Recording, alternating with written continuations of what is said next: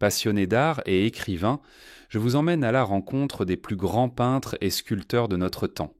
Aujourd'hui, parlons de Alfred Sisley, né en 1839 et décédé en 1800.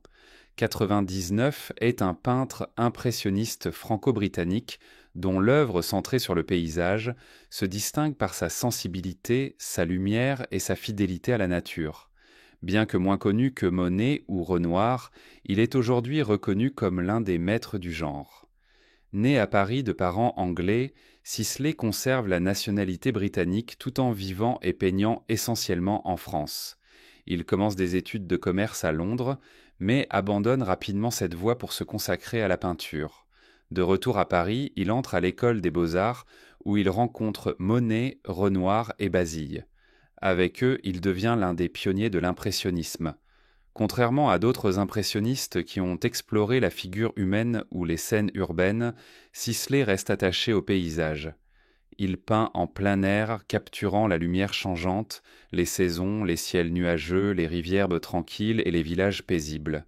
Sa palette est douce, dominée par des bleus, des verts et des ocres lumineux. Il vit dans des endroits comme Louvciennes, Marly-le-Roi et surtout Moret-sur-Loing, village qu'il immortalise dans de nombreuses toiles.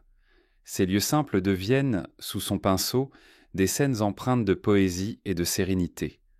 Malgré son talent, Sisley connaît des difficultés financières toute sa vie. Il ne rencontre jamais un grand succès commercial, contrairement à ses amis.